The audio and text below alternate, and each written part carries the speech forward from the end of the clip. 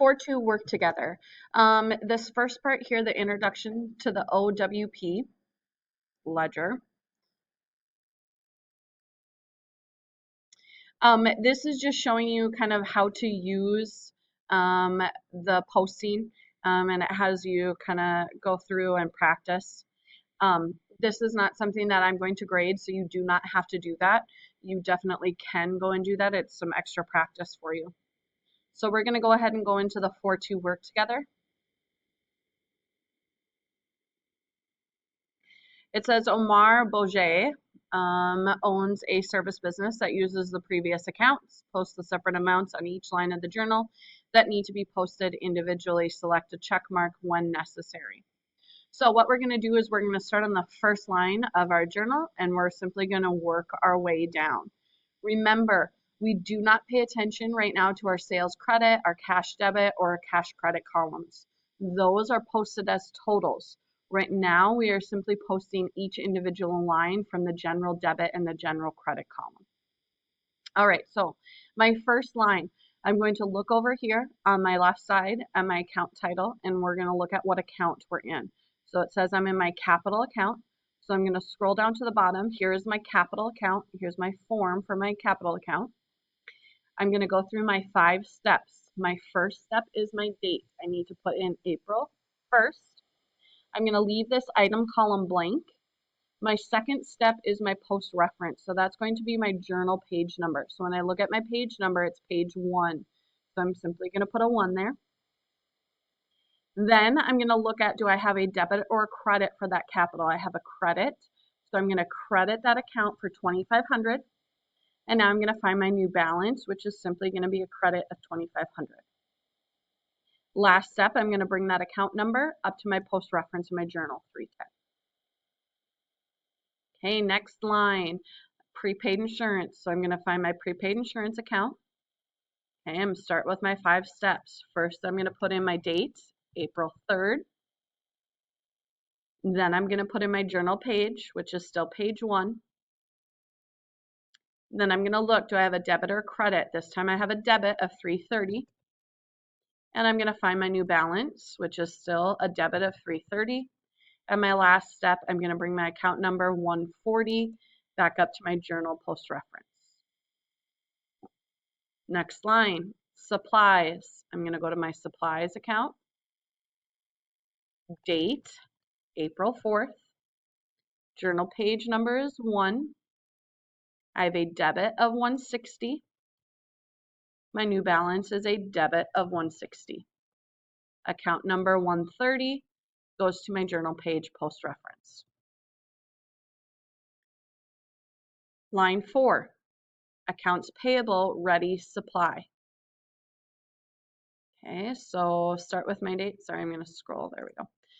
April 4th, journal page 1.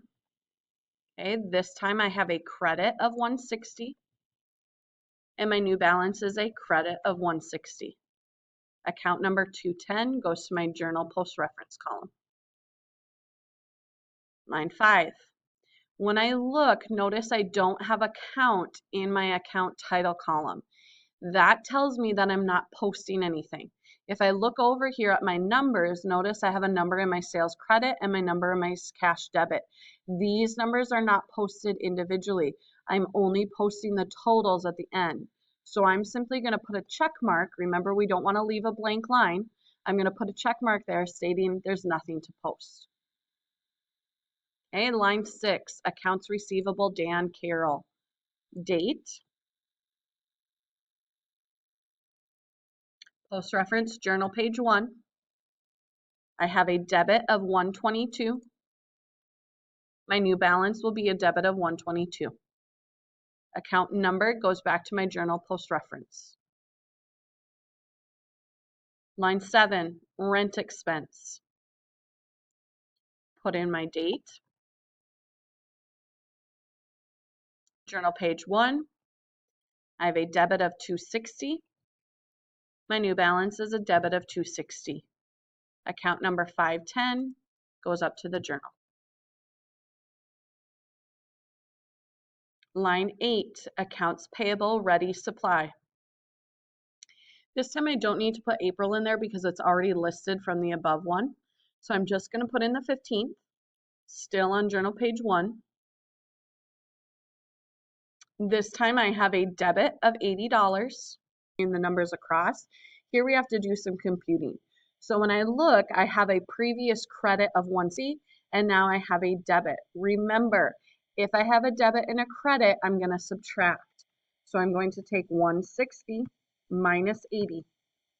That's going to give me 80. Now I need to decide if that's an $80 debit or an $80 credit. When I look, my credit is higher, so that means I'm going to have an $80 credit. So then I'm going to take my my account number 210 back up to my journal. Line 9, accounts receivable. It's the 16th, journal page 1. I have a credit of 65. Again, I need to find my new balance. I have a debit and a credit, so I'm going to subtract 122 minus 65. I have a larger debit number, so my balance is going to be a debit of 57. Account number 120 goes back up to the journal. Last one is my drawing account. Date is April 25th, journal page 1, and I have a debit of 500, which gives me a balance of a debit of 500, and account number 320 goes back up to the journal. Okay, once my post reference column is filled in, that tells me that I'm done posting individually. I can say check answer.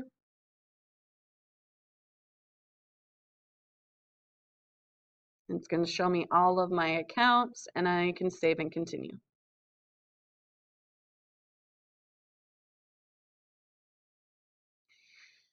Okay, you can now go on to the 4-2 on your own.